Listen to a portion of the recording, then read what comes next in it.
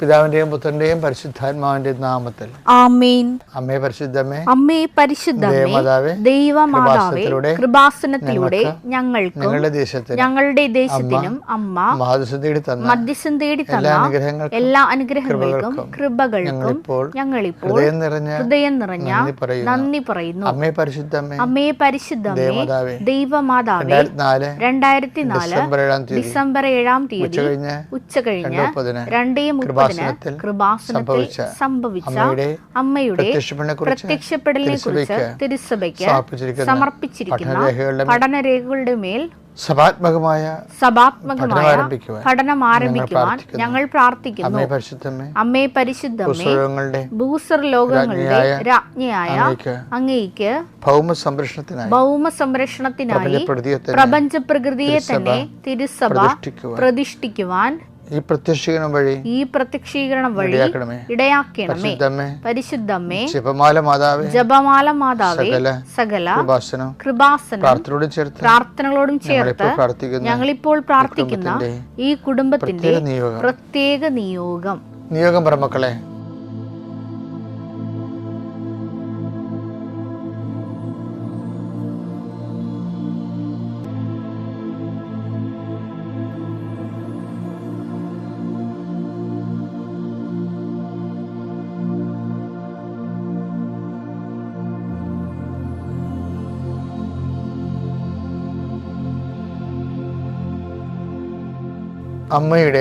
അമ്മയുടെ പ്രത്യക്ഷീകരണത്തിന്റെ ഈ അനുഗ്രഹവേളയിൽ ഞങ്ങൾക്ക് സാധിച്ചു തരുവാൻ കനിയണമേ. ആമേൻ. വിശ്വാസ പ്രമാണം. സർവശക്തനായ പിതാവും ആകാശത്തിന്റെയും ഭൂമിയുടെയും സൃഷ്ടാവുമായ ദൈവത്തിൽ ഞാൻ വിശ്വസിക്കുന്നു. അവിടുത്തെ ഏകപുത്രനും ഞങ്ങളുടെ കർത്താവുമായ ഈശോമിശിഹായിലും ഞാൻ വിശ്വസിക്കുന്നു. ഈ പുത്രൻ പരിശുദ്ധാത്മാവിനാൽ ഗർഭസ്ഥനായി കന്യകാമറിയത്തിൽ നിന്ന് പിറന്ന് പൊന്തിയോസ് പീലാത്തോസിന്റെ കാലത്ത് പീഡകൾ സഹിച്ച് കുരിശിൽ തറയ്ക്കപ്പെട്ട് മരിച്ച് അടക്കപ്പെട്ട് പാതാളങ്ങളിൽ ഇറങ്ങി മരിച്ചവരുടെ ഇടയിൽ നിന്ന് 3-ാം നാൾ ഉയർത്ത് സ്വർഗത്തിലേക്ക് എഴുന്നള്ളി സർവശക്തിയുള്ള പിതാവായ ദൈവത്തിന്റെ വലതുഭാഗത്തിരിക്കുന്നു. അവിടെ നിന്ന് ജീവിക്കുന്നവരെയും മരിച്ചവരെയും വിധിക്കുവാൻ വരുമെന്നും ഞാൻ വിശ്വസിക്കുന്നു. പരിശുദ്ധാത്മാവിലും ഞാൻ വിശ്വസിക്കുന്നു. വിശുദ്ധ കത്തോലിക്കാ സഭയിലും പുണ്യവാന്മാരുടെ ഐക്യത്തിലും പാപങ്ങളുടെ മോചനത്തിലും ശരീരത്തിന്റെ ഉയർപ്പിലും നിത്യമായ ജീവിതത്തിലും ഞാൻ വിശ്വസിക്കുന്നു. ആമേൻ. സ്വർഗ്ഗസ്ഥനായ ഞങ്ങളുടെ പിതാവേ, അങ്ങയുടെ നാമം പൂജിതമാകണമേ. അങ്ങയുടെ രാജ്യം വരണമേ. അങ്ങയുടെ തിരുമനസ് സ്വർഗത്തിലെ പോലെ ഭൂമിയിലും ആകണമേ. അന്നു വേണ്ടുന്ന ആഹാരം ഇന്ന് ഞങ്ങൾക്ക് തരണമേ. ഞങ്ങളോട് തെറ്റ് ചെയ്യുന്നവരോട് ഞങ്ങൾ ക്ഷമിക്കുന്നത് പോലെ ഞങ്ങളുടെ തെറ്റുകൾ ഞങ്ങളോടും ക്ഷമിക്കണമേ. ഞങ്ങളെ പ്രലോഭനത്തിൽ ഉൾപ്പെടുത്തരുതേ, തിന്മയിൽ ഞങ്ങൾ രക്ഷിക്കണമേ. ആമേൻ. നന്മ നിറഞ്ഞ മറിയമേ, സ്വസ്തി. കർത്താവ് അങ്ങയുടെ കൂടെ സ്ത്രീകളിൽ അങ്ങ് അനുഗ്രഹിക്കപ്പെട്ടവളാകുന്നു. അങ്ങയുടെ ഉദരത്തിൻ ഫലമായി ഈശോ അനുഗ്രഹിക്കപ്പെട്ടവനാകുന്നു. പരിശുദ്ധ മറിയമേ, തമ്പുരാന്റെ അമ്മേ, പാപികളായ ഞങ്ങൾക്ക് വേണ്ടി ഇപ്പോഴും ഞങ്ങളുടെ മരണസമയത്തും തമ്പുരാനോട് അപേക്ഷിക്കണമേ. ആമേൻ. കർത്താവേ, നിന്റെ വിശുദ്ധ പൗരോഹിത്യത്തെ മഹത്വപ്പെടുത്തണമേ. കർത്താവേ, സഭയിലുള്ള സാന്നിധ്യം പ്രകടമാക്കണമേ. 39 വർഷം ഞാൻ അർപ്പിച്ച കുർബാനയുടെ യോഗ്യതയാൽ കൃപാസനത്താറെ ജീവനോടെ പ്രത്യക്ഷപ്പെട്ട പരിശുദ്ധ അമ്മയുടെ മാധ്യസ്ഥത്താൽ എല്ലാ മക്കളെയും ഈശോ നാമത്തെ ആശീർവദിക്കുന്നു. കർത്താവ്, പീഡിതമായ നിന്റെ രൂപത്തെ, ഉയർത്തുന്നതിന് നിന്റെ രൂപത്തെ, രാജാവായി നിൽക്കുന്ന നിന്റെ രൂപത്തെ, രാജകീയ രൂപത്തെ എല്ലാം ഇപ്പോൾ മനസ്സിൽ മാറി മറിഞ്ഞുകൊണ്ടിരിക്കുന്ന സമയമാണ്. കർത്താവ്, അങ്ങയുടെ മക്കളെ നീ ആശീർവദിക്കാൻ പ്രാർത്ഥിക്കുന്നു. പ്രത്യേക പ്രയാസങ്ങൾ ഇരിക്കുന്നത് നീ ആശീർവദിക്കണമേ. ഇന്ന് യാത്രയ്ക്ക് പോകുന്നവരെ ആശീർവദിക്കണമെന്ന് പ്രാർത്ഥിക്കുന്നു. കർത്താവ്, ഇന്ന് ആരുടെയെങ്കിലും മുമ്പിൽ ഇൻ്റർവ്യൂവിനോ ടെസ്റ്റിനോ അല്ലെങ്കിൽ ജഡ്ജിയുടെ മുമ്പിൽ വിചാരണയ്ക്കോ മജിസ്ട്രേറ്റ് മുമ്പിൽ വിചാരണയ്ക്കോ നിൽക്കേണ്ടി വന്ന സാഹചര്യങ്ങളുള്ളവരെ നീ ആശീർവദിക്കണമെന്ന് പ്രാർത്ഥിക്കുന്നു. കർത്താവെ, ജീവിതമാർഗം മുട്ടിപ്പോയവരെ, മക്കളില്ലാത്തവർ, മക്കളെ ഓർത്ത് മരിച്ചുപോയ മക്കളെ ഓർത്ത് വേദനപ്പെടുന്നവർ, ഭർത്താവിനെ ഉപേക്ഷിച്ച് കുഞ്ഞിനെയും കൊണ്ട് വീട്ടിലോട്ട് പോയിരിക്കുന്നവർ, അവർക്കെല്ലാം മാനസാന്തരപ്പെട്ട് ഒരുമിച്ച് ജീവിക്കാനുള്ള കൃപ നൽകാൻ പ്രാർത്ഥിക്കുന്നു. ഞങ്ങളുടെ വീട്ടിൽ നടന്ന സംഭവങ്ങൾ വക്കീലോട് എന്ന് പറയുമ്പോൾ വക്കീൽ എൻ്റെ കൂടെ നിയമപരമായിട്ട് നിലനിൽക്കാൻ വേണ്ടി കുറേ കള്ളത്തരങ്ങൾ കൂടി പറഞ്ഞു. നിൻ്റെ ജീവിതത്തെ തകർത്ത് തരിപ്പണമാക്കിക്കൊണ്ട് നിനക്ക് ഇനി ജീവിതകാലത്ത് ഈ ജന്മത്തിൽ കർത്താവിൻ്റെ മുമ്പിൽ വരാൻ പറ്റാത്ത രീതിയിൽ നിന്നെ ആക്കി കളഞ്ഞിട്ടുള്ള നിയമ സാഹചര്യങ്ങളിലേക്ക് നീ വലിച്ചിഴപ്പെട്ട സാഹചര്യങ്ങളെ അതിനെ നിയമപരമായിട്ട് സത്യസന്ധത അതിജീവിക്കാൻ പരിശുദ്ധ ദേവമാതാവ് നിനക്ക് വേണ്ടി മധ്യസ്ഥ പ്രാർത്ഥിക്കാൻ വേണ്ടി കർത്താവ് നിന്നെ ആശീർവദിക്കട്ടെ എന്ന് പ്രാർത്ഥിക്കുന്നു. Lord Jesus Christ, pour out His Spirit, touch with the fire fingers of the precious blood.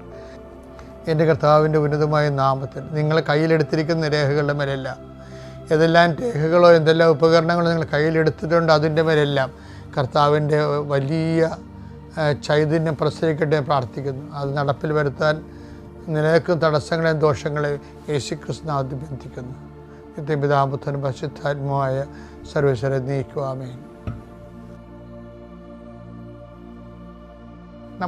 നമ്മളൊരു പര്യടനത്തിലാണ്. മത്തായി 13:8 ഒരു വായിച്ചേ. മറ്റു ചിലത് നല്ല നിലത്ത് വീണു. അത് 100 മേനിയും 60 മേനിയും 30 മേനിയും വിളവ് നൽകി. ഇപ്പൊ ഞാൻ നിങ്ങളോട് നേരത്തെ പറഞ്ഞാൽ 100 മേനി എന്ന് പറയുമ്പോൾ എന്താണ്, 30 മേനി എന്ന് പറയുമ്പോൾ എന്താണ്, 60 മേനി എന്ന് പറയുമ്പോൾ എന്താണ്? നമ്മുടെ ഇന്ത്യൻ കേരള കൺസെപ്റ്റിൽ ഒരു നെല്ല് മണി ഇട്ടാൽ 30 മണി നമുക്ക് ഞാറിലൂടെ അത് കിളുത്ത് ഞാറായി അത് കുലച്ച് വന്നു കഴിഞ്ഞാൽ നമുക്ക് 30 നെല്ല് കിട്ടിയാൽ 30 മേനി, 60 നെല്ല് കിട്ടിയാൽ 60 മേനി, 100 നെല്ല് കിട്ടിയാൽ 100 മേനി. കർത്താവ് ഇന്നാണ് ഈ ഉപമ പറയണമെന്നുണ്ടെങ്കിൽ ഈ ഗൂഗിളെല്ലാം സെർച്ച് ചെയ്തിട്ടേ പറയത്തുള്ളൂ. കാര്യം എന്താ, 100 മേനി എന്ന് പറയത്തില്ല. കാര്യം എന്താ, വല്ല 300 മേനിയെന്ന് 400 മേനി എന്നൊക്കെ പറയും. എന്താ കാര്യം വെച്ച് കഴിഞ്ഞാൽ, എന്തുകൊണ്ട് അങ്ങനെ പറഞ്ഞു കഴിഞ്ഞാൽ, ചില വിത്തിന് അനന്തമായ സാധ്യതയുടെ വിളവുണ്ട്. നമ്മൾ ആദ്യ ദിവസത്ത് കണ്ടപ്പോൾ നിത്യതയെ വിളകുന്ന വിത്തിനെ കുറിച്ച് പറഞ്ഞില്ലേ? നിങ്ങൾ കഴിഞ്ഞ ഞായറാഴ്ചത്തൊക്കെ പോയി നോക്കിയാൽ മതി. അല്ല, ശനിയാഴ്ചത്ത് നിത്യതയിൽ വിളയുന്ന വിത്ത്. നിത്യതയിൽ മാത്രമേ അത് നമ്മളിപ്പോൾ ഭൂമി വിതക്കും ആത്മാവിൽ നിത്യതയിലാണത് കൊലക്കണത്, പാകമാകണത്. അപ്പം അതുപോലെ തന്നെ ഒരു വിത്ത് വിതക്കുമ്പോൾ 400 മേനി കിട്ടണതുണ്ട്. 100 മേനി അല്ല, 400 മേനി കിട്ടും. അതെന്താണത്? വിശ്വാസത്തിന് 30 മേനി, പ്രത്യാശയ്ക്ക് 60 മേനി, സ്നേഹത്തിന് 100 മേനി. പിന്നെ എന്താണ് 400 മേനി എന്ന് പറയുന്നത്? സമർപ്പണമാണ്. സമർപ്പണം എന്ന് പറഞ്ഞിട്ടുണ്ട്, വല്ലാത്ത സംഭവം. സമർപ്പണം എന്ന് പറഞ്ഞ് ഇന്ന് ഏറ്റവും കൂടുതൽ തേയ്മാനം സംഭവിച്ചിരിക്കുന്ന ഒരു വാക്കാണ് സമർപ്പണം. വഴിയോരത്ത് നേർച്ചപ്പെട്ടിയിലും സമർപ്പണം എന്ന് എഴുതിയിട്ടുണ്ട്. അടിമ വെക്കാൻ ചെല്ലുമ്പോൾ അവിടെ സമർപ്പണം എഴുതിയിട്ടുണ്ട്. സമർപ്പണം അതൊന്നും അല്ലായിരുന്നില്ല. സങ്കടം വരുന്നതൊക്കെ കാണുമ്പോഴേ അതായത് സമർപ്പണം അല്ലല്ലോ അതൊന്നും. അതൊക്കെ സമർപ്പണമാണ്. സമർപ്പണത്തിൻ്റെ ഏറ്റവും ലഘുരൂപങ്ങളാണ് അതൊക്കെ. സമർപ്പണം എന്ന് എന്താ മക്കളെ? ഒരു മനുഷ്യന് ഒരു കുറവ് ഇറച്ചിയായിട്ട് അപ്പൻ്റെ വാക്ക് പാലിക്കാൻ വേണ്ടി വിറകെ തൂങ്ങിയ കഥയാണല്ല, സംഭവമാണല്ല വചനം എന്ന് പറയുന്നത്. ആ മനുഷ്യൻ അവസാനം കഴിഞ്ഞ് അപ്പൻ എന്നെ കൈവിടുകയെന്ന് ഞാൻ പറഞ്ഞു പോയില്ല അപ്പ എന്ന് നിലവിളിക്കും. നിങ്ങളെല്ലാവരും എന്നെ ഉപേക്ഷിക്കും, എൻ്റെ അപ്പനോട് എനിക്ക് അപ്പൻ എന്നെ ഉപേക്ഷിക്കത്തില്ലെന്ന് പറഞ്ഞു. അതൊരു ചങ്കായിരുന്നു ശരിക്കും, അതൊരു ധൈര്യമായിരുന്നു. പക്ഷെ കുരിശിൽ അപ്പനോ മകനെ അപ്പനെ ഉപേക്ഷിക്കേണ്ടി വന്നൊരു കഥയുണ്ട്. അപ്പം മകൻ പറഞ്ഞൊരു വാക്കുണ്ട്, അതാണ് 400 മേനി എന്ന് പറയുന്നത്. എന്താണ്? എലോയ് ലമ സബക്താനി, എൻ്റെ ദൈവമേ എന്തുകൊണ്ട് നീ എന്നെ ഉപേക്ഷിച്ചു? അവനും ചോദിക്കും, നീയും ചോദിക്കാതെ ഈ ഭൂമിയിൽ നിന്ന് പോകാൻ പറ്റത്തില്ല. നീ വൃത്തിയുള്ളവനാണെങ്കിൽ ഈ ചോദ്യം ദൈവത്തോട് ചോദിച്ചിരിക്കും, ഇന്നല്ലെങ്കിൽ നാളെ ചോദിക്കണം, അതിന് ഉത്തരവ് ഉണ്ടാകുകയും ചെയ്യരുത്. അതാണ് വിശ്വാസം എന്ന് പറയുന്നത്. ഞാൻ ചില സമയത്ത് ഓർക്കുകയെ ഞാൻ എൻ്റെ ജീവിതത്തിൽ പറഞ്ഞത്, കർത്താവേ ഞാൻ തൊണ്ട കൊണ്ടാണ് നിനക്ക് വേണ്ടി ജീവിച്ചത്. ചിലപ്പോൾ ഈ തൊണ്ടയ്ക്ക് ക്യാൻസർ വന്നാൽ ഞാൻ എന്ത് ചെയ്യും എന്ന് പറയും. അതുകൊണ്ട് ക്യാൻസർ വരത്തതിലെന്നല്ല, ഞാൻ കർത്താവിന് എൻ്റെ തൊണ്ട സമർപ്പിക്കും ഇഷ്ടമുള്ള ചെയ്യാൻ വേണ്ടി. അതെന്താ കാരണം എന്ന് വെച്ചാൽ എന്താ കാര്യം? നമ്മൾക്ക് ഈ ഭൂമിയിൽ ഇന്ന് പിരിയുമ്പോൾ നമുക്ക് ദൈവത്തോട് ചോദിക്കാൻ പറ്റിയ ഒരു ചോദ്യമാണത്. സുന്ദരമായ ചോദ്യം, ഉത്തരം ഉണ്ടാകുകയില്ല എന്ന് വിചാരിച്ചുകൊണ്ട് തന്നെ ചോദിക്കാൻ പറ്റിയ ചോദ്യം, അപ്പാ എന്തുകൊണ്ട് എന്നെ ഉപേക്ഷിച്ചു എന്ന്. അങ്ങനെ ചോദിക്കാതെ ദൈവത്തിൽ നീ പോകരുത്. എന്താ കാര്യം എന്നറിയാവാ? എല്ലാ ഉത്തരവും ഭൂമിയിൽ തരാനുള്ളതല്ല. ചില ഉത്തരങ്ങൾ അപ്പായടുത്ത് അടുത്തെത്തുമ്പോൾ തരാനുള്ള ഉത്തരങ്ങളാണ്. അതുകൊണ്ട് അപ്പം മിണ്ടത്തില്ല. അതിന് ഉത്തരം ഇല്ലാഞ്ഞിട്ടല്ല, അത് പറയാനുള്ള സമയമായിട്ടില്ലെന്ന് പറയും. ഇപ്പം അപ്പൻ ചെയ്യാനുള്ള കാര്യം ചെയ്യാൻ പോവുകയാണ്. അപ്പം അത് പരിശുദ്ധാത്മാവ് യേശുവിൻ്റെ ചെവി പറയും, ജീസസ് നീ ഇങ്ങോട്ട് നീ ചോദിക്കേണ്ട സമയം കഴിഞ്ഞു. ഇപ്പം ടൈം ഓഫ് ദി ഫാദറാണ്, അപ്പായുടെ സമയമാണ്, നിൻ്റെ സമയം കഴിഞ്ഞു. അപ്പോൾ നിനക്കിനി പറയാനുള്ളത് ലാസ്റ്റ് കൺക്ലൂഷൻ മാത്രമേ എഴുതി ചേർക്കാൻ പറ്റത്തുള്ളൂ. ഇനി മാറ്റർ എഴുതാൻ പറ്റത്തില്ല. Only conclusion. What is your conclusion എന്ന് ചോദിക്കും. അപ്പോഴേ ഈശോ പറയും, ഇതാണ് എൻ്റെ കൺക്ലൂഷൻ. അപ്പയെ കാണുന്നില്ല, അപ്പ ഉപേക്ഷിച്ച് എനിക്ക് തോന്നണ പോലെ എനിക്ക് തോന്നണം, പക്ഷേ I commend my spirit. That is my conclusion. എൻ്റെ ജീവിതത്തിൻ്റെ കൺക്ലൂഷൻ അതാണ്. എന്താണ്? ഞാൻ എന്നെ സമർപ്പിക്കണം. Whether you resent me or not, I don't mind. I adhere to your mind, your heart. I am your beloved son, as you said.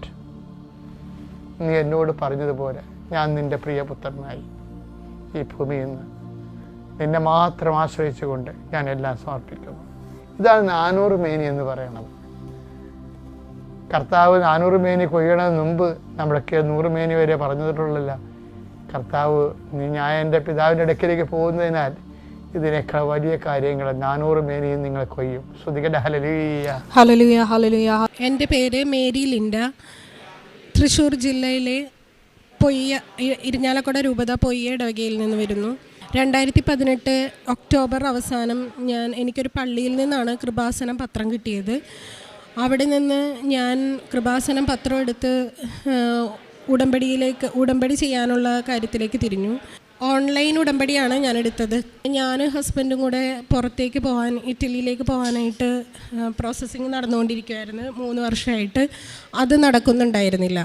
അത് കഴിഞ്ഞ് ജനുവരി 20 എനിക്ക് അപ്പോയിൻമെൻറ്റ് VFSൽ റെഡിയാവുകയും ഞാൻ ഹസ്ബൻഡ് അപ്പോയിൻമെൻറ്റിന് ഹാജരാവുകയും ചെയ്തു. അതിന് ശേഷം ഫെബ്രുവരി 12 ഇറ്റലിയിലേക്ക് പോകാനുള്ള എനിക്കും ഹസ്ബൻഡിനുള്ള വിസ വരികയും ഞങ്ങൾ 12 ഇവിടെ നിന്ന് പോവുകയും ചെയ്തു. പോകുന്നതിന് മുമ്പായിട്ട് മാതാവിനോട് നന്ദി പറയാൻ ഞാനും എൻ്റെ കുടുംബം ഇവിടെ വന്നിട്ടുണ്ടായിരുന്നു. അന്ന് 3 കാര്യങ്ങൾ ഞാൻ മാതാവിനോട് പ്രാർത്ഥിച്ചു. എനിക്ക് 2 പെൺകുട്ടികളാണ്, 13 വയസ്സായതും 12 വയസ്സായതും. അപ്പോൾ എനിക്കൊരു ആൺകുട്ടീനെ വേണം. അതുകൂടാണ്ട് എൻ്റെ അപ്പനും അമ്മയ്ക്കും 18 വർഷമായിട്ട് ഒരു ഭവനമില്ല, ഒരു ഭവനം വേണം. പിന്നെ എൻ്റെ കുടുംബത്തെ മൊത്തം ഞാൻ എൻ്റെ മാതാവിൻ്റെ കൈകളിൽ സമർപ്പിച്ചു. ഒരു കുഴപ്പവും കൂടാതെ ഞാൻ വരുന്നവരെയും എൻ്റെ കുടുംബത്തെ കാത്തുകൊള്ളണമെന്ന് ഞാൻ പ്രാർത്ഥിച്ച് ഞാനിവിടുന്ന് പോയി. പക്ഷെ അവിടെ ഇറ്റലി ചെന്ന് ഞാൻ മാതാവിനോട് ചോദിച്ച പോലെ തന്നെ എനിക്ക് 3 മാസം കഴിഞ്ഞപ്പോഴത്തേനും ഞാൻ പ്രഗ്നൻ്റായി. പക്ഷേ ആ അവസ്ഥയിൽ എനിക്ക് ആ ഒരു പ്രഗ്നൻസി ഡീൽ ചെയ്യാനുള്ള ഒരു ഒരുക്കത്തിലല്ലായിരുന്നു. കാരണം ഞാൻ വാടക വീട്ടിലാണ് താമസിക്കുന്നത്. മാതാവിനോട് ഞാൻ പ്രാർത്ഥിച്ചു, ഞാൻ ചോദിച്ച് വാങ്ങിച്ചതാണ്. എങ്കിലും എനിക്കത് മുന്നോട്ട് കണ്ടിന്യൂ ചെയ്യാനായിട്ട് എനിക്കൊരു ബുദ്ധിമുട്ടായിരുന്നു. ആ സമയത്ത് ഹസ്ബൻഡും ബാക്കി എല്ലാവരും പറഞ്ഞു, നമുക്കിതിന് അബോർഷൻ ചെയ്ത് കളയാം. അത് കേട്ടപ്പോൾ തുടങ്ങി എനിക്ക് സങ്കടമാണ്. കാരണം ഞാൻ മാതാവിനോട് ചോദിച്ച് വാങ്ങിച്ചതാണല്ലോ. അപ്പം ഞാൻ എന്ത് ചെയ്യണമെന്ന് മാതാവിനോട് തന്നെ ഞാൻ ചോദിച്ചു. പക്ഷേ എനിക്കൊരു ഉത്തരം എനിക്കിതുവരെയും കിട്ടിയില്ല.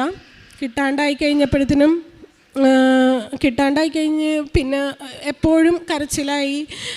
ഓരോ ഹോസ്പിറ്റലിൽ പോകും, അബോർഷനുള്ള കാര്യത്തിനുള്ള കാര്യങ്ങൾ മുന്നോട്ടാക്കുന്നു. അപ്പോഴും ഞാൻ മാതാവിൻ്റെ ഒരു രൂപം ഇവിടെ നിന്ന് വാങ്ങിച്ചിട്ട് പോയിട്ടുണ്ടായിരുന്നു, കൃപാസന മാതാവിനോട് ഞാൻ പറയും, ഒന്നും നടക്കരുത്, ഡോക്ടറിൻ്റെ അടുത്ത് ചെല്ലുമ്പോൾ അവർക്ക് അതിന് പറ്റില്ല എന്ന് പറയണമെന്ന്. അങ്ങനെ പ്രാർത്ഥിച്ചുകൊണ്ട് പോകും. കുരിശ് വരയ്ക്കും, വയറിൽ പുറത്തിറങ്ങി കഴിഞ്ഞിട്ടുണ്ടെങ്കിൽ ഒന്നും വരത്തല്ലേ, എനിക്ക് തന്ന പോലെ ഒന്നുകിൽ നീ തന്നെ എടുക്കണം, അല്ലെങ്കിൽ എനിക്ക് വളർത്താനുള്ളൊരു ഇത് നീ ചെയ്ത് തരണം എന്ന് ഞാൻ പ്രാർത്ഥിച്ചു. ഓഗസ്റ്റ് 22 അബോർഷനുള്ള ഡേറ്റ് ഫിക്സ് ചെയ്തു. ഞാനാകെ തളർന്നു. എന്ത് ചെയ്യണമെന്ന് എനിക്കറിയില്ല. എന്നാലും മാതാവിനെ ഞാൻ മുറുകെ പിടിച്ചു. എനിക്ക് 3 പേരും ഒരുപോലെയാണ്. മൂത്ത കുട്ടികളും അതുപോലെ എൻ്റെ ഈ വയറ്റിൽ കിടക്കുന്ന കുഞ്ഞും ഒരുപോലെയാണ്. അതുകൊണ്ട് എനിക്ക് ഈ കുഞ്ഞിനെ വളർത്താനായിട്ടുള്ള ഒരു വഴി നീ എനിക്ക് കാണിച്ചു തരണം. ഓഗസ്റ്റ് 22 ഡോക്ടർ ഫിക്സ് ചെയ്ത ഡേറ്റിൽ ഓഗസ്റ്റ് 20 എന്നൊരു ആൾ വിളിക്കുവാണ്, ഒരു ചേച്ചി എന്നെ വിളിക്കുവാണ്. ആ ചേച്ചി എന്നെ വിളിച്ചിട്ട് പറഞ്ഞു, നിനക്ക് നിൻ്റെ വിഷമങ്ങളെല്ലാം ഞാൻ അറിഞ്ഞു, നിനക്ക് എന്താണ് ആവശ്യം? അപ്പം ഞാൻ പറഞ്ഞു, എൻ്റെ കുട്ടികൾ വാടക വീട്ടിലാണ് കിടക്കണേ, അവർ വലിയ കുട്ടികളെ പെൺകുട്ടികളാണ്, ഒരമ്മയുള്ളൂ, അവരിറക്കി വിട്ടിട്ടുണ്ടെങ്കിൽ എനിക്ക് യാതൊരു ഇതില്ല, ആ ഒരു നിസ്സഹായാവസ്ഥയിലാണ് ഞാനിത് ചെയ്യണേ എന്ന് പറഞ്ഞപ്പോൾ ആ ചേച്ചി പറഞ്ഞു, നിൻ്റെ വാടകയുടെ പൈസ ഫുൾ എമൗണ്ട് നിൻ്റെ ഡെലിവറി കഴിഞ്ഞിട്ട് 3 മാസം നിൻ്റെ റെസ്റ്റ് വരെ ഞാൻ കൊടുത്തോളാം, നീ ഇത് കണ്ടിന്യൂ ചെയ്യാൻ പറഞ്ഞു. അത് കേട്ടപ്പോൾ എനിക്കത് ആശ്വാസമായി. അപ്പോൾ എനിക്ക് ഉറപ്പായി ഞാൻ ഈ കുഞ്ഞിനെ മാതാവ് എനിക്ക് വളർത്താൻ വേണ്ടി തന്നെ തന്നതാണ്. ഞാൻ കണ്ടിന്യൂ ചെയ്തു. അവിടെ 5-ാം മാസത്തിൽ കൊച്ച് എന്താണെന്നുള്ളതറിയും, ആണാണോ പെണ്ണാണോ എന്ന്. അപ്പം ഞാൻ മാതാവിനോട് ഇവിടെ നിന്ന് പറഞ്ഞിട്ടുണ്ടായിരുന്നു, എനിക്കൊരു ആൺകൊച്ചിനെ തരണം കേട്ടോ, ആ കൊച്ചിന് ഞാൻ അമ്മയുടെ മകൻ്റെ പേരിട്ടേക്കാം എന്ന് ഞാൻ പറഞ്ഞിട്ടാണ് പോയത് ഇവിടെ നിന്ന്. 5-ാം മാസത്തിൽ സ്കാനിങ് ഡേറ്റിൽ അവർ പറഞ്ഞു കുട്ടി ആൺകുട്ടിയാണെന്ന്. പിന്നീട് അങ്ങോട്ട് എന്നെ സഹായിക്കാനും എനിക്കുള്ള കാര്യങ്ങൾ ചെയ്തു തരാനും ആരെന്നില്ല, എല്ലാവരും എന്നെ സഹായിക്കാനും എൻ്റെ കുടുംബത്തിന് ഒരു ഭക്ഷണത്തിനായാലും ഒരു കുറവുമില്ലാണ്ട് മുന്നോട്ട് നീങ്ങി. അന്ന് എനിക്ക് എൻ്റെ ഹസ്ബൻഡിനും ജോലിയില്ല, എനിക്കും ജോലിയില്ല, എങ്കിലും ഒരു കുറവും ഉണ്ടായിരുന്നില്ല. ആ സമയത്ത് ഒരു നേഴ്സ് എന്നെ സഹായിക്കാൻ, ഇറ്റാലിയൻ നേഴ്സ് എന്നെ സഹായിക്കാൻ എപ്പോഴും എൻ്റെ കൂടെ ഉണ്ടായിരുന്നു. അവർ ലാസ്റ്റ് സഹായിച്ച് എൻ്റെ അടുത്ത് പറഞ്ഞു, ഇനി അവരെ നീ അമ്മയെന്ന് വിളിച്ചാൽ മതി എന്ന് പറഞ്ഞു. അങ്ങനെ അവരെൻ്റെ അമ്മയായി. എല്ലാത്തിനും ഇന്ന് വരേക്കും എനിക്ക് അവർ മാതാവിനെ പോലെ, മാതാവ് എനിക്ക് കൊണ്ടു തന്നതാണെന്ന് ഞാൻ ഇന്നും വിശ്വസിക്കുന്നു. ഡെലിവറിയുടെ സമയമായപ്പോഴത്തേനും കൊറോണ കൂടി ഡെലിവറി ഫെബ്രുവരി 26 എനിക്ക് ഡെലിവറി ഡേറ്റ് വന്നു. കൊച്ച് 4 വീക്സ് പുറകിലോട്ടായിരുന്നു. അപ്പം ഒന്നും ചെയ്യാൻ പറ്റില്ല. കൊച്ചിന് വെള്ളം കുടിച്ച് കൊച്ചാകെ അവശതയിലാണ്. കൊച്ചിന് ശ്വാസം എടുക്കാൻ ബുദ്ധിമുട്ടാണ്, ഇൻക്യുബേറ്ററിൽ കിടത്തണം. 3 ദിവസമായിട്ട് ഞാൻ കൊച്ചിനെ കാണുന്നില്ല. കൊച്ചിന് എന്ത് പറ്റിയെന്നുള്ളതൊന്നും എനിക്കറിയില്ല. അങ്ങനെ കൊച്ചിനെ കാണാൻ വേണ്ടിയിട്ട് അവിടെ 10 ദിവസം കഴിഞ്ഞിട്ട് നമ്മുടെ സ്റ്റിച്ച് എടുത്ത് മാറ്റുള്ളൂ. അപ്പം നമ്മൾക്ക് അവിടെ സഹായിക്കാനൊന്നും ആരുമില്ല. ചുറ്റിലും കൊറോണ ഇതിൻ്റെ പേരിൽ ഹസ്ബൻഡിനെ ഉള്ളിലേക്ക് കയറ്റില്ല. ഞാൻ ഒറ്റയ്ക്ക് തന്നെ കൊച്ചിനെ പോയി കാണും. 19 ദിവസം കൊച്ചി ഇൻക്യുബേറ്ററിൽ കിടക്കണം എന്ന് പറഞ്ഞു. 15-ാമത്തെ ദിവസം 7 കിലോമീറ്ററോളം എനിക്ക് ആ ഹോസ്പിറ്റലിലോട്ട് നടന്നു പോകണം. കൊച്ച് ഹോസ്പിറ്റലിൽ, ഞാൻ വീട്ടിൽ, നടന്നേ പോകാൻ പറ്റുള്ളൂ. കൊച്ചിനെ കാണാൻ വേണ്ടിയിട്ട് 15-ാമത്തെ ദിവസം അവിടെ ഒരു മാതാവ് ഇരിക്കുന്നുണ്ടായിരുന്നു. ആ മാതാവിനോട് ഞാൻ പറഞ്ഞു, ഇനി എനിക്ക് നടന്നു വരാനുള്ള, ഞാൻ അവശതയായി, എനിക്ക് നടന്നു വരാൻ പറ്റില്ല, ഒരു കാര്യം ചെയ്യ്, അമ്മ എടുത്തോ, എനിക്കിനി വേണ്ട, എനിക്ക് വളർത്താൻ തന്നാൽ മതി, വളർത്തമ്മയായിട്ട് ഞാൻ കൂട്ടിക്കോളാം, നിന്നെ അവൻ അമ്മയെന്ന് വിളിച്ചോട്ടെ എന്നും പറഞ്ഞ് ഞാൻ ഇറങ്ങിപ്പോന്നു. അന്ന് ഞാൻ അവനെ കണ്ടിട്ടില്ല, കൊച്ചിനെ കാണാതെ ഞാൻ ഇറങ്ങിപ്പോന്നു. പിറ്റേ ദിവസം ഞാൻ ഹോസ്പിറ്റലിൽ ചെല്ലുമ്പോൾ അവർ എൻ്റെ കുഞ്ഞിന് സ്ട്രോളറിൽ എല്ലാം റെഡിയാക്കി എല്ലാം സെറ്റ് ചെയ്ത് കൊച്ചിനെ വെച്ചേക്കണു. നീ കൊണ്ടുപോയിക്കോ, നിൻ്റെ കൊച്ചിനിപ്പോൾ ഒരു കുഴപ്പമില്ല, കൊണ്ടുപോയിക്കോ. എനിക്ക് ഭയങ്കര സന്തോഷം തോന്നി. അപ്പം എനിക്ക് മനസ്സിലായി, കൊച്ച് എൻ്റെ അല്ല, കൊച്ച് പരിശുദ്ധ അമ്മയുടെയാണ്, എനിക്കൊരവകാശമില്ല എന്ന്, വളർത്താൻ മാത്രമേ എനിക്ക് അവകാശമുള്ളൂ എന്ന്. അവന് 2 വയസ്സായപ്പോൾ അവൻ എന്നെ അമ്മയെന്ന് വിളിക്കില്ല, മമ്മീന്ന് വിളിക്കില്ല, അവിടെ മമ്മ എന്നാണ് വിളിക്കണേ, മമ്മ എന്ന് വിളിക്കില്ല. അപ്പം ഞാൻ ചോദിച്ചു, എല്ലാവരും എൻ്റെ അടുത്ത് പറഞ്ഞു, നിൻ്റെ പേരാണല്ലോ കൊച്ച് വിളിക്കണേ, അമ്മയെന്ന് വിളിച്ച് പഠിപ്പിക്കാൻ. ഒരു ദിവസം ഞാൻ അവനെ, അപ്പം എൻ്റെ റൂമിലൊക്കെ കൃപാസന മാതാവിൻ്റെയൊക്കെ ഫോട്ടോ ഉണ്ട്. അപ്പം ഞാൻ പറഞ്ഞു, മോനെ എന്നെ അമ്മ എന്ന് വിളിക്കുമെന്ന് പറഞ്ഞിട്ട് അവൻ വിളിക്കണില്ല. കുറേ നേരം എൻ്റെ മുഖത്ത് നോക്കി, മാതാവിനെ നോക്കിയിട്ട് അവൻ എൻ്റെ അടുത്ത് പറഞ്ഞു, ഇറ്റാലിയൻ ഭാഷയിലാണ് അവൻ സംസാരിക്കുള്ളൂ. അപ്പോൾ അവൻ എൻ്റെ അടുത്ത് പറഞ്ഞു, നീ എൻ്റെ അമ്മയല്ല, ഇതല്ല, നീയല്ല എൻ്റെ അമ്മ, ആയിരിക്കണതാണ് എൻ്റെ അമ്മ, നീ ലിൻ്റെയാണെന്ന് പറഞ്ഞു. അപ്പോൾ എനിക്ക് മനസ്സിലായി, അപ്പം പൂർണ്ണമായി അവൻ്റെ അമ്മ മാതാവാണെന്ന്. അത് കഴിഞ്ഞ് വീണ്ടും ഒരേ പ്രശ്നങ്ങൾ. അത് കഴിഞ്ഞ് വീണ്ടും കൊച്ചിൻ്റെ PR, അവൻ അവിടെ ജനിച്ചിട്ടും എനിക്ക് കൊച്ചിൻ്റെ PR കിട്ടണില്ല. ഓപ്പൺ വിസ ഇറങ്ങിയോണ്ട് എനിക്ക് അവിടുത്തെ വിസ കിട്ടി, പക്ഷെ കൊച്ചിൻ്റെ വിസ കിട്ടണില്ല. കൊച്ചവിടെ ജനിച്ചിട്ടുണ്ടെങ്കിൽ തന്നെ കൊച്ചിൻ്റെ വിസ കിട്ടേണ്ടതാണ്. കൊച്ചിന് കിട്ടുന്ന ആനുകൂല്യങ്ങളൊന്നുമില്ല. പക്ഷേ വിസ കിട്ടിയിരുന്നെങ്കിൽ എനിക്കിവിടെ നാട്ടിൽ വരായിരുന്നു, കുഞ്ഞിനെ കാണിക്കായിരുന്നു. 3 വയസ്സാകാൻ പോണു, കൊച്ചിനെ കാണിക്കാൻ കൊണ്ടുവരാനായിട്ട് ഒരു ഇതും കിട്ടുന്നില്ല. എൻ്റെ എല്ലാ ആവശ്യത്തിനും ഞാൻ പറഞ്ഞില്ല ഒരു നേഴ്സ് എന്നെ സഹായിക്കുമെന്ന്. ആ നേഴ്സ് എല്ലാത്തിനും എന്നെ സഹായിക്കാൻ എൻ്റെ അപകട സമയങ്ങളിൽ അവർ വരും. അപ്പോൾ എനിക്കറിയാം അത് നടക്കും എന്നുള്ളത് എനിക്കറിയാം. കാരണം അവർ നടക്കണത് മാതാവാണ്. അപ്പം എന്നും മാതാവിനോട് ഞാൻ പ്രാർത്ഥിക്കും, എനിക്ക് കൊച്ചിൻ്റെ വിസ ഇത്രയായിട്ടും കിട്ടിയില്ലല്ലോ, അവൻ്റെ ചേച്ചിമാരെല്ലാവരും കാത്തിരിക്കുകയാണ്, അവൻ്റെ അപ്പാപ്പനും അമ്മാമ്മയും കാത്തിരിക്കുന്നു, എല്ലാവരും കാത്തിരിക്കുന്നു. അതിൻ്റെ ഇടയിൽ ഹസ്ബൻഡ് നാട്ടിലേക്ക് പോയി, ഞാൻ ഒറ്റയ്ക്കായി 2 വർഷം. ഞാൻ ഈ കൊച്ചിനെ ഒറ്റയ്ക്ക് ആ വീട്ടിൽ സ്ട്രോളറിൽ കെട്ടിയിട്ടാണ് ഞാൻ ജോലി ചെയ്തുകൊണ്ടിരുന്നത്. കാരണം എനിക്ക് വേറൊരിടത്തും കൊണ്ട് നോക്കാൻ പറ്റില്ല. സൈ കെട്ടു, കൊച്ചിനെ കെട്ടിയിട്ട് ജോലി ചെയ്യേണ്ട അവസ്ഥ. എല്ലാ പിള്ളേരും ഓടി നടക്കുമ്പോൾ എൻ്റെ മോൻ മാത്രം സ്ട്രോളറിൽ. ഒരു കുഴപ്പമില്ല, കൈയും കാലിനൊരു കുഴപ്പമില്ല, നല്ല ഓടി നടക്കണ കുഞ്ഞ്. എന്നിട്ടും എന്തിനെങ്ങനെ മാതാവിനോട് ഒത്തിരി കരഞ്ഞ് പ്രാർത്ഥിച്ചു. വീണ്ടും പരീക്ഷണം എന്ന പോലെ വീണ്ടും മാതാവ് എന്നെ സ്നേഹിക്കണാണോ എന്ന് എനിക്കറിയില്ല. പക്ഷേ അവിടെ നിന്ന് വീണ്ടും ഞാൻ നവംബർ 20 എല്ലാം വേണ്ടാന്ന് വെച്ച്, PR ഒന്നും വേണ്ടാന്ന് വെച്ച് കൊച്ചിനെയും കൊണ്ട് നവംബർ 20 പോരാൻ വേണ്ടി ടിക്കറ്റ് ബുക്ക് ചെയ്തു.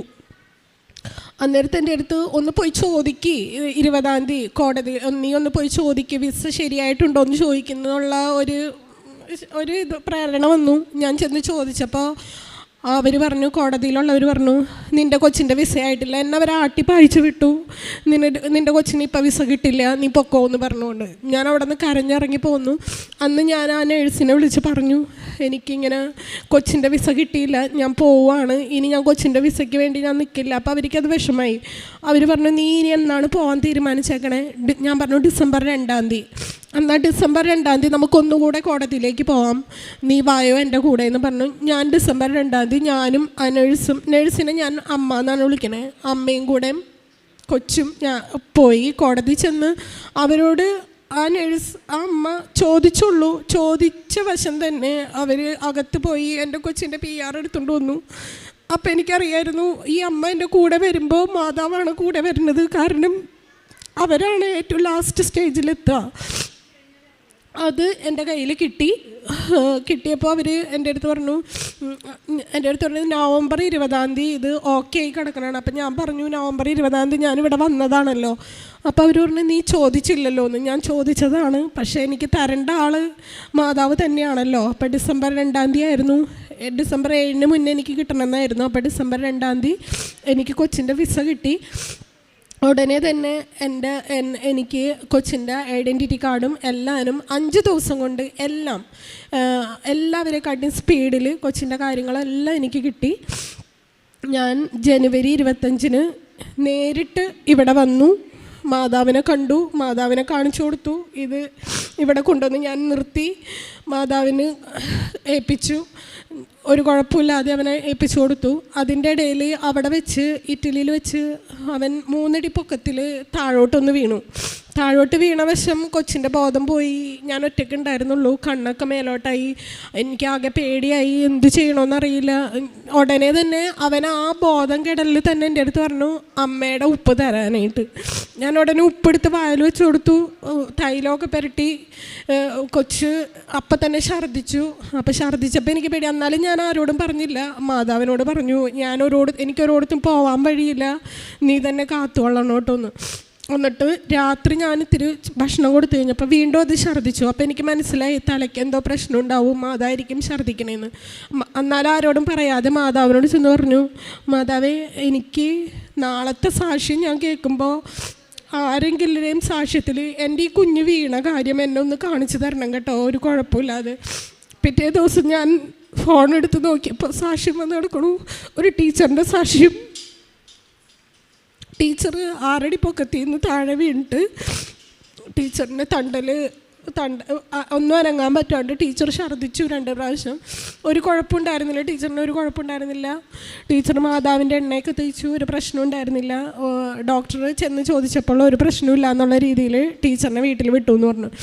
അപ്പോൾ എനിക്ക് മനസ്സിലായി കൊച്ചിനൊരു കുഴപ്പമില്ലാന്ന്. കൊച്ചിനും ഒരു കുഴപ്പമില്ല, കൊച്ചു ഓടിക്കളിച്ച്. ഇന്ന് ഞാൻ ഡോക്ടറിനെ ഒന്നും കാണിച്ചില്ല, പക്ഷെ അവനൊരു പ്രശ്നമില്ല, നല്ല ഓടിക്കളിച്ച് കിടക്കണം. പിന്നെ എൻ്റെ മോൾക്ക് 2 വർഷമായിട്ട് പീരീഡ്സ് നോർമലല്ലായിരുന്നു. അവളിനോട് ഇതേപോലെ തന്നെ ഞാൻ എൻ്റെ അടിവയറ്റിൽ അവിടെ ഇരിക്കുമ്പോൾ തൈലം തൊട്ട് പ്രാർത്ഥിച്ച്, അന്ന് അച്ഛൻ്റെ ഓൺലൈൻ ധ്യാനം കൂടിക്കൊണ്ടിരിക്കുകയായിരുന്നു. അപ്പം അച്ഛൻ രോഗസൗഖ്യ ധ്യാനത്തിൽ പറഞ്ഞു, പീരീഡ്സ് ആവാതെ 2 വർഷം അങ്ങനെ പീരീഡ്സ് ആവാത്തവർക്ക് അതിൻ്റെ സൗഖ്യം കൊടുക്കുന്നുണ്ട്, ഈശോ തൊട്ട് സുഖപ്പെടുത്തുന്നുണ്ടെന്ന് പറഞ്ഞു. അന്ന് രാത്രി എൻ്റെ മോൾക്ക് പീരീഡ്സ് ആയി, ഇപ്പം നോർമലാണ്. പിന്നെ ഒരു ചേച്ചിയുടെ ഭയങ്കര ബ്ലീഡിങ് ആയിരുന്നു. ആ ചേച്ചിക്ക് ഇതേപോലെ തന്നെ മാതാവിൻ്റെ ഉപ്പ് കൊണ്ടു കൊടുത്തു. ഉപ്പ് കഴിച്ച് ആ ചേച്ചിക്ക് ബ്ലീഡിങ് വളരെ സൗഖ്യം കിട്ടി. പിന്നെ എൻ്റെ കയ്യിൽ ഒരു മുഴ പോലെ വന്നു. എനിക്ക് ജോലി ചെയ്യാൻ പറ്റാത്ത അവസ്ഥയായി. അന്ന് ഒട്ടും വേദന സഹിച്ചിട്ട് എനിക്ക് പറ്റാണ്ടായി കഴിഞ്ഞപ്പോൾ ഞാൻ മാതാവിനോട് പറഞ്ഞു, നാളെ ഇതെനിക്ക് എൻ്റെ കയ്യിൽ കാണരുത് കേട്ടോ, എനിക്ക് ജോലി ചെയ്യാനുള്ളതാണ്. പിറ്റേ ദിവസം ഞാൻ നോക്കുമ്പോൾ തൈലം പുരട്ടിയാണ് അത് സുഖപ്പെട്ടത്. പിറ്റേ ദിവസം നോക്കുമ്പോൾ ഇതെൻ്റെ കയ്യിലില്ല, മുഴ എൻ്റെ കയ്യിലില്ല. പിന്നെ 18 വർഷമായി എൻ്റെ അപ്പച്ചനും അമ്മച്ചിക്കും ഒരു ഭവനവും ഇല്ലാണ്ടിരിക്കണേ, സ്ഥലവും ഇല്ല, ഭവനവും ഇല്ല. അപ്പം ഇന്നും പ്രാർത്ഥിക്കുന്ന കൂട്ടത്തിൽ ഇവിടെ നിന്ന് ഞാൻ പറഞ്ഞു പോയതാണ് എൻ്റെ അപ്പച്ചനും അമ്മച്ചിക്കും ഒരു ഭവനം വേണം എന്നുള്ളത്. ഇന്ന് എൻ്റെ അപ്പച്ചനും അമ്മച്ചിക്കും പഞ്ചായത്തിൽ നിന്ന് 3 സെൻറ്റിൻ്റെ ആധാരം എഴുതി കൈ കിട്ടി. അതും ഞാനിവിടെ സാക്ഷ്യപ്പെടുത്തുവാണ്. എനിക്ക് തന്ന എല്ലാ അനുഗ്രഹങ്ങൾക്കും കൃപകൾക്കും പരിശുദ്ധ അമ്മയോടും ദൈവപിതാവിനോടും നന്ദി പറഞ്ഞുകൊണ്ട് ഞാൻ എൻ്റെ സാക്ഷ്യം ഇവിടെ അവസാനിപ്പിക്കുന്നു. കർത്താവ് നിന്നെ നിരന്തരം നയിക്കും, മരുഭൂമിയിലും നിനക്ക് സമൃദ്ധി നൽകും, നിന്റെ അസ്ഥികളെ ബലപ്പെടുത്തും. നനച്ചു വളർത്തിയ പൂന്തോട്ടവും വറ്റാത്ത നീരുറവയും പോലെയാകും നീ. വിശുദ്ധ ഗ്രന്ഥത്തിൽ യെശയ്യാ പ്രവാചകൻ്റെ പുസ്തകം 58-ാം അധ്യായം 11-ാം തിരുവചനമാണിത്. നനച്ചു വളർത്തിയ പൂന്തോട്ടം പോലെ മരുഭൂമിയിലും അസ്ഥികളെ ബലപ്പെടുത്തുന്ന ഒരു തമ്പുരാൻ്റെ കരുതലുള്ള സംരക്ഷണത്തിൻ്റെ സാക്ഷ്യമാണ് നാം ഇപ്പോൾ കേട്ടത്. മേരി ലിൻഡ എന്ന മകൾ, ആ മകൾ ഓൺലൈൻ ഉടമ്പടിയാണ് എടുത്ത് ഈ സാക്ഷ്യങ്ങളൊക്കെ ഇവിടെ ഇപ്പോൾ പറഞ്ഞത്. ഇന്നാണ് ഈ മകൾ വന്ന് തീർത്ഥാടന ഉടമ്പടി എടുത്തത്. അപ്പോൾ ഓൺലൈൻ ഉടമ്പടി, അതുപോലെ light a candle prayer request, ഇത് കൃപാസനം അംഗീകരിച്ചിട്ടുള്ളതാണ്. അങ്ങനെ ഈ മകൾ ഓൺലൈൻ ഉടമ്പടി എടുക്കുമ്പോൾ തൻ്റെ 3 നിയോഗങ്ങൾ വയ്ക്കുന്നു. അത് 3ഉം ഈ മകൾക്ക് സാധിച്ചു കിട്ടിയതായിട്ടാണ് ഈ മകൾ ഇവിടെ അനുഭവ സാക്ഷ്യം പറഞ്ഞത്. അതായത് ഇറ്റലിക്ക് പോകണം, 3 വർഷത്തോളമായി ഇറ്റലിക്ക് പോയി അവിടെ ജോലി ചെയ്യണം, ഹസ്ബൻഡും വൈഫും ഒരുമിച്ച് പോകണമെന്നുള്ള ആഗ്രഹം. അതുപോലെ ഒരു വീടില്ലാതെ 18 വർഷമായി തൻ്റെ പേരൻസ് സ്വന്തമായിട്ടൊരു വീടില്ലാതെ അവർ വിഷമിക്കുന്നു. അപ്പോൾ അവർക്ക് വീട് വേണം, പിന്നെ ഒരു ആൺകുഞ്ഞിനെ വേണം. ഇതായിരുന്നു ഈ മകളുടെ നിയോഗങ്ങൾ. അങ്ങനെ ഈ മകളുടെ നിയോഗങ്ങളിൽ ഈ മകൾ വെച്ച് ഇവിടെ നിന്ന് പോകുമ്പോൾ ഭർത്താവിൻ്റെ മദ്യപാനം മാറണം എന്നുള്ള നിയോഗവും. അപ്പോഴിങ്ങനെ ഈ നിയോഗം വെച്ച് പോയി കഴിയുമ്പോൾ ഒന്നിനു പുറകെ ഒന്നായിട്ട് കൃപകൾ വർഷിക്കപ്പെടുകയാണ്. ഈ മകൾ ഇവിടെ നിന്ന് പോകുമ്പോൾ തന്നെ 3 വർഷമായിട്ട് കിഡ്നി സ്റ്റോണിൻ്റെ പ്രോബ്ലംസ് കൊണ്ട് ഈ മകളുടെ അമ്മ ഒത്തിരിയേറെ വിഷമിക്കുകയാണ്, അസ്വസ്ഥതകളുണ്ട്, ട്രീറ്റ്മെൻറ്റിലാണ്. ഡോക്ടേഴ്സ് പറഞ്ഞു ഓപ്പറേഷൻ തന്നെ ഇതിന് പരിഹാരമുള്ളൂ എന്ന്. എന്നാൽ ഇവർ ഗവൺമെൻറ് ഹോസ്പിറ്റലിൽ ട്രീറ്റ് ചെയ്യുന്നത് ഗവൺമെൻറ് ഹോസ്പിറ്റലിലാണ്. അവിടെ ഇവർക്ക് 3 വർഷമായിട്ട് ഡേറ്റ് കിട്ടുന്നില്ല, ഓപ്പറേഷൻ ഡേറ്റ്. എന്നാൽ ഇവിടെ നിന്ന് എന്നാൽ ഓൺലൈൻ ഉടമ്പടി എടുത്ത ഉടനെ തന്നെ ഡേറ്റ് കിട്ടുകയാണ്. അങ്ങനെ ആ ഓപ്പറേഷൻ സക്സസ്ഫുള്ളായിട്ട് നടക്കുന്നു, യാതൊരു കോംപ്ലിക്കേഷനും വന്നില്ല. പിന്നീട് ഭർത്താവിൻ്റെ മദ്യപാനം എത്ര വർഷമായതാണ് മദ്യപാനം? 13 വർഷമായ മദ്യപാനം. അപ്പോഴത് ഈ മകൾ മദ്യപാനം മാറ്റണമേ എന്ന ഒരു നിയോഗവും ഈ മകൾക്കുണ്ടായിരുന്നു. അവിടെ പിന്നീട് കാണുക ഭർത്താവിന് സ്ട്രോക്ക് വരുന്നതാണ്. ആരോഗ്യത്തോടെ നടന്നിരുന്ന മനുഷ്യൻ ഒരു ദിവസം പെട്ടെന്ന് സ്ട്രോക്ക് ആകുന്നു, മുഖമെല്ലാം ഒരു വശത്തേക്ക് പോകുന്നു. ഹോസ്പിറ്റലിൽ കൊണ്ടുപോയി ഡോക്ടേഴ്സ് പറയുന്നത് മദ്യപാനം പൂർണ്ണമായും ഉപേക്ഷിക്കണമെന്നാണ്. അങ്ങനെ അന്ന് മുതൽ ആ മകന് പിന്നെ മദ്യം ഇന്ന് വരെ തൊട്ടിട്ടില്ല എന്നാണ് ഈ മകൾ പറയുക. അത് ഉടമ്പടിയുടെ ഒരു നിയോഗം വെച്ചു. അമ്മ വാതിൽ തുറക്കുന്നത് വേറെ രീതിയിലാണ്. അമ്മ കൃപകൾ ഓരോരോ രീതികളിലാണ് നമ്മിലേക്ക് വർഷിക്കുക. പിന്നീടാണ് ഒരാൺകുഞ്ഞിനെ വേണം. അപ്പോൾ ഇവർ വിസയെല്ലാം പിന്നീട് ഇവർക്ക് 3 വർഷമായിട്ട് ഇവർ പരിശ്രമിച്ചു കൊണ്ടിരിക്കുന്ന വിസ പ്രോസസ്സിംഗ് ഒക്കെ പിന്നീട് ഇവർക്ക് സാധ്യമാവുന്നു. അങ്ങനെ ഇവർ ഇറ്റലിയിലെത്തുകയാണ്. ഇറ്റലിയിലെത്തിയതിന് ശേഷം ഈ മകൾ പ്രഗ്നൻ്റ് ആകുന്നു. പ്രഗ്നൻ്റ് ആയതിനു ശേഷം പിന്നീട് അവിടെ നടക്കുന്നത് വല്ലാത്ത ഒരു സംഘടനത്തിലൂടെയാണ് കടന്നു പോവുക. അതായത് കോവിഡിൻ്റെ സമയമായി ജോലിയെല്ലാം നഷ്ടപ്പെട്ടു. ഹസ്ബൻഡിന് ജോലിയില്ല. ഈ മകളുടെ ജോലിയിലാണ് പിടിച്ചു നിൽക്കുന്നത്. ഇവിടെയും മാതാപിതാക്കൾ വാടകയ്ക്കാണ് താമസിക്കുക. അവരുടെ വാടക കൊടുക്കണം. ഇങ്ങനെ പല രീതിയിൽ മാനസിക സംഘർഷത്തിൽ തന്നെയാണ്. ജോലിയില്ലാതെ എങ്ങനെ പിടിച്ചു നിൽക്കും?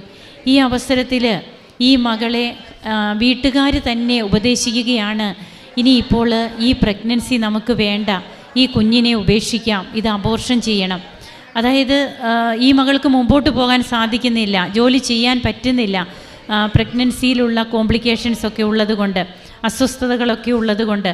അങ്ങനെ ഈ മകള് മാതാവിനോട് ചോദിച്ചു വാങ്ങിയ കുഞ്ഞ്, ആ കുഞ്ഞിനെ ഈ മകൾക്ക് 2 കുട്ടികൾ വേറെയുണ്ട്. ഉദരത്തിൽ കിടക്കുന്ന കുഞ്ഞും ഇതും എൻ്റെ കുഞ്ഞ് തന്നെയാണ്. അവരെപ്പോലെ തന്നെ എനിക്ക് പ്രധാനപ്പെട്ടതാണ് ഈ കുഞ്ഞും. അതുകൊണ്ട് ഇതിനെ ഞാൻ കളയില്ല എന്ന് ഈ മകൾ പറയുന്നുണ്ട്. എങ്കിലും സാഹചര്യത്തിൻ്റെ സമ്മർദ്ദം മൂലം കുഞ്ഞിനെ അബോർട്ട് ചെയ്യാനുള്ള ഡേറ്റ് വരെ ഫിക്സ് ചെയ്തു. ഡേറ്റ് ഫിക്സ് ചെയ്ത് 2 ദിവസത്തിന് മുമ്പ്, അതായത് അബോർഷൻ്റെ 2 ദിവസം മുമ്പ് ഈ മകൾക്ക് ഒരു കോള് വരികയാണ്. അതിൽ ഇങ്ങനെയാണ് പറയുന്നത്, ഞാൻ പാലായിൽ നിന്നാണ് വിളിക്കുക. ഞാൻ നിൻ്റെ അവസ്ഥകളൊക്കെ എനിക്ക് മനസ്സിലായി. നിൻ്റെ എല്ലാ കാര്യങ്ങളും ഞാൻ ഏറ്റെടുക്കുന്നു.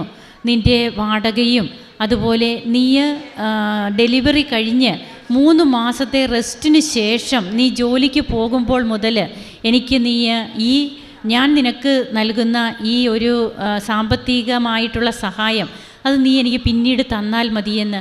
അതാരാണെന്ന് ഈ മകൾക്കറിയില്ല. അങ്ങനെ ഈ മകൾക്ക് അവിടെ പരിശുദ്ധ അമ്മ തുണയാവുകയാണ്. അമ്മയോട് ചോദിച്ചു വാങ്ങിയ കുഞ്ഞാണ്. ആ കുഞ്ഞ് നഷ്ടപ്പെടാൻ ഒരിക്കലും അമ്മ അനുവദിക്കില്ല. അങ്ങനെ ഈ മകളുടെ ജീവിതം ഭദ്രമാകുന്നു. എല്ലാ കാര്യങ്ങളും നീറ്റായിട്ട് പോകുന്നു. ഡെലിവറി നടക്കുന്നു. ഡെലിവറിക്ക് ശേഷം കുഞ്ഞിനുണ്ടായ കുറച്ച് അസ്വസ്ഥതകൾ, അപ്പോൾ അതുമൂലം കുഞ്ഞ് ഇൻക്യുബേറ്ററിലായിരുന്നു. വീണ്ടും ആ കുഞ്ഞിനെ ഈ മകൾക്ക് ആരുമില്ല കൂട്ടിന്. അങ്ങനെയുള്ള ഒരു അവസ്ഥയിൽ ഒത്തിരിയേറെ വിഷമിക്കുകയാണ്. കൂടെ നിൽക്കാൻ ആരുമില്ല. കൊറോണ പീക്ക് ടൈമാണ്. ആരെയും ഹോസ്പിറ്റലിൽ നിർത്തില്ല. അല്ലെങ്കിൽ തന്നെ ഈ മകളുടെ കൂടെ നിൽക്കാൻ അവിടെ വീട്ടുകാരാരുമില്ല. അങ്ങനെയുള്ളപ്പോൾ ഈ മകള് ഇൻക്യുബേറ്ററിലായിരുന്ന കുഞ്ഞിനെ 3 പ്രാവശ്യം പോയി കാണുന്നു. 4ാമത്തെ പ്രാവശ്യം ഈ മകൾ പറയുകയാണ്, കുഞ്ഞൊരിടത്ത് ഞാനൊരിടത്ത്, എനിക്ക് ഈ കുഞ്ഞിനെ കാണണമെങ്കിൽ എനിക്ക് എൻ്റെ ഈ ഓപ്പറേഷൻ കഴിഞ്ഞ ഈ ഒരു അവസ്ഥയിലാണ് ഞാൻ പോകേണ്ടത്, ഈ സ്റ്റിച്ചുമൊക്കെ ആയിട്ട്. എനിക്കറിയില്ലമ്മേ ഞാൻ എന്താണ് ചെയ്യേണ്ടത്. നീ തന്ന കുഞ്ഞാണ്, നീ തന്നെ നോക്കിക്കൊള്ളൂ, ഞാൻ വളർത്തമ്മയായിക്കൊള്ളാം എന്നാണ് ഈ മകൾ പറയുക. അങ്ങനെ ആ കുഞ്ഞിൻ്റെ ആ അവസ്ഥയിൽ അമ്മയെ ഏൽപ്പിച്ചിട്ട് പോരുന്നു. പിറ്റേ ദിവസം ഈ മകൾ ഹോസ്പിറ്റലിൽ ചെല്ലുമ്പോൾ കാണുക, കുഞ്ഞിൻ്റെ എല്ലാ അസ്വസ്ഥതകളും അസുഖങ്ങളും മാറി കുഞ്ഞിനെ ഈ മകൾക്ക് ഹോസ്പിറ്റൽ അധികാരികൾ കൊടുക്കുകയാണ്. നീ കൊണ്ടുപോയിക്കൊള്ളൂ എന്നാണ് പറയുക. ഇവിടെയൊക്കെ എന്താണ് പ്രവർത്തിക്കുക? ആരാണ് പ്രവർത്തിക്കുക? എന്താണ് നമുക്കിവിടെ പറയാൻ സാധിക്കുക? ഇവിടെയാണ് മരുഭൂമിയിലും നമ്മെ നനച്ചു വളർത്തുന്ന, തിരുവചനം കേട്ടതുപോലെയുള്ള നമ്മുടെ അസ്ഥികളെ ബലപ്പെടുത്തുന്ന തമ്പുരാൻ്റെ ശക്തമായ കരങ്ങൾ, പരിശുദ്ധ അമ്മയുടെ കരുതലുള്ള കരങ്ങളെയാണ് നമുക്കിവിടെ കാണാൻ കഴിയുക. അങ്ങനെ ഈ മകൾക്ക് കുഞ്ഞിനെ കിട്ടുന്നു. കുഞ്ഞ് ഈ അമ്മയെ അമ്മയെന്ന് 2 വയസ്സ് വരെ വിളിച്ചില്ല. അപ്പോൾ ഈ മകൾ ചോദിക്കുകയാണ്, നീ എന്നെ അമ്മയെന്ന് വിളിക്ക്. അപ്പോഴാ കുഞ്ഞ് പരിശുദ്ധ അമ്മയുടെ രൂപം കാണിച്ചിട്ട് പറയുകയാണ്, നീ അല്ല എൻ്റെ അമ്മ, എൻ്റെ അമ്മ ആ നിൽക്കുന്ന അമ്മയാണെന്ന്. അങ്ങനെ ഈ മകളെ പേരാണ് വിളിക്കുന്നതെന്നാണ് പറയുക ഇപ്പോഴും ആ കുഞ്ഞ്. അപ്പോൾ ആ കുഞ്ഞിൻ്റെ കാര്യത്തിൽ പിന്നീട് PR കിട്ടണം. ഇവർക്കിവിടെ വരണമെങ്കിൽ 3 വയസ്സായി. കുഞ്ഞിനെ ഈ നാട്ടിലേക്ക് കൊണ്ടുവന്നിട്ടില്ല. ഇങ്ങനെയുള്ള അവസരത്തിൽ PR കിട്ടാനുള്ള ബുദ്ധിമുട്ടുകൾ, അവിടെ ഒരു ഇറ്റാലിയൻ നേഴ്സ്, അതും ആ സ്ത്രീയും പറയുന്നത് ഈ മകളോട് പറയുന്നത് നീ എന്നെ അമ്മയെന്ന് വിളിക്കാനാണ്. അങ്ങനെ ഇവരുടെ എല്ലാ അപകട സാഹചര്യങ്ങളിലും ആ ലേഡി ഇവരോടൊപ്പം ഉണ്ടായിരുന്നു എന്നാണ് പറയുക. അത് പരിശുദ്ധ അമ്മയല്ലാതെ മറ്റാരുമല്ല എന്നാണ് പറയുന്നത്. അങ്ങനെ PR കിട്ടാതിരുന്ന PR ആ ലേഡി ചെന്ന് ചോദിക്കുമ്പോൾ അവരെടുത്തു കൊടുക്കുകയാണ്. ഉദ്യോഗസ്ഥർ എടുത്തു കൊടുത്തിട്ട് എന്തുകൊണ്ടാണ് നിങ്ങൾ എനിക്കിത് തരാതിരുന്നതെന്ന് ഈ മകൾ ചോദിക്കുമ്പോൾ, നീ വന്ന് ചോദിച്ചില്ലല്ലോ, നവംബർ മാസം തന്നെ നിൻ്റെ മോൻ്റെ PR വന്ന് കിടക്കുന്നതാണെന്ന്. നവംബർ മാസം അതേ ഡേറ്റിലാണ് ഈ മകൾ ചെന്ന് ചോദിക്കുക. പക്ഷേ അവർ ആ PR കൊടുത്തില്ല. എന്നാൽ അന്ന് തന്നെ വന്ന PR പിന്നീട് ആ ലേഡി ചെന്ന് ചോദിക്കുമ്പോൾ നിഷ്പ്രയാസം മകൻ്റെ PR കിട്ടുന്നു. അങ്ങനെ ഇവരിവിടെ സസുഖം എത്തുന്നു. പരിശുദ്ധ അമ്മയെ കുഞ്ഞിനെ കൊണ്ടുവന്ന് കാണിക്കുന്നു. ആ കുഞ്ഞ് 3 അടി പൊക്കമുള്ള ഒരു ബിൽഡിങ്ങിൽ നിന്ന് വീഴുകയും ബോധം പോവുകയും, എന്നാൽ കുഞ്ഞ് തന്നെ ആദ്യമേ ചോദിക്കുന്നത് പരിശുദ്ധ അമ്മയുടെ ഉപ്പാണ്. ഇങ്ങനെ ഓരോരോ രീതികളിലാണ് ആ കുഞ്ഞും തന്നെത്താൻ വെളിപ്പെടുത്തുകയാണ് താൻ പരിശുദ്ധ അമ്മയുടെ മോനാണെന്ന്. അങ്ങനെ ഇന്ന് ഈ മകൾ ഇവിടെ സന്തോഷത്തോടെ നിൽക്കുകയാണ്. കുഞ്ഞിനെയും കൊണ്ട് വന്ന അന്ന് തന്നെ ഈ മകൾ ഇവിടെ വന്നു, അമ്മയെ കാണിച്ചു, അമ്മയ്ക്ക് കുഞ്ഞിനെ നൽകി. അങ്ങനെ എപ്പോഴോ നൽകിയ കുഞ്ഞാണ്, എന്നാൽ അമ്മയെ കൊണ്ടുവന്ന് കാണിക്കുന്നു. ഇന്ന് ഈ മകൾ ഇവിടെ വന്ന് ഉടമ്പടിയെടുത്ത് തൻ്റെ ജീവിതത്തിൽ താൻ വെച്ച നിയോഗങ്ങളെല്ലാം, അതായത് തൻ്റെ വീട്ടുകാർക്ക് ഒരു സ്ഥലമില്ലായിരുന്നു, 18 വർഷമായി വാടകയ്ക്ക് താമസിക്കുന്നു. എന്നാൽ പഞ്ചായത്തിൽ നിന്ന് അവർക്ക് 3 സെൻറ്റ് സ്ഥലം കൂടെ കിട്ടുകയാണ്. അതിൻ്റെ ആധാരം കൂടെ നടന്നിട്ടാണ് ഈ മകൾ ഇവിടെ വരിക.